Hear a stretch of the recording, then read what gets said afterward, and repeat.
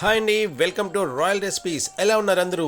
ఈరోజు మనం అందరికీ ఇష్టమైన ఆలూ పరోటాని సుతిమెత్తగా సులువుగా ఎలా చేసుకోవాలో చూద్దాం. ముందుగా కడాయి పెట్టుకుని దాంట్లో కొద్దిగా ఆయిల్ వేసుకుని, ఆయిల్ వేడయ్యాక సన్నగా తరిగి పెట్టుకున్న వెల్లుల్లి, అల్లం వేసుకుని ఆ రెండింటిని కొంచెం దోరగా వేగించి తర్వాత ఉల్లిపాయ ముక్కలు కూడా వేసుకుని దాన్ని కూడా బాగా వేగిన తర్వాత కొద్దిగా మిర్చి వేసుకుని కొంచెం క్యాప్సికమ్ ముక్కలను వేసుకుని అలాగే క్యారెట్ తురుమును కూడా వేసుకుని బాగా వేయించుకోవాలి.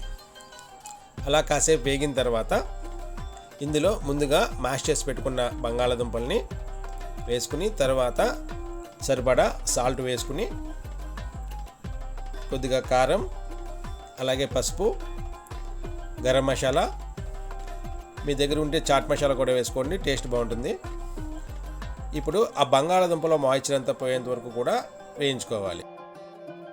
దానివల్ల మనం కట్లెట్ కానీ ఆలూ పరోటా కానీ విడిపోకుండా వస్తుందన్నమాట.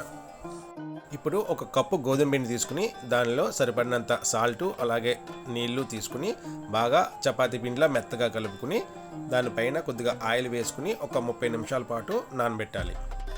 ఇప్పుడు పిండిని ఉండలా చేసుకుని చపాతీలా ఒత్తుకోవాలి. తర్వాత మధ్యలో ఆలూ స్టఫ్ చేసుకుని ఈ విధంగా చేసుకోవాలి.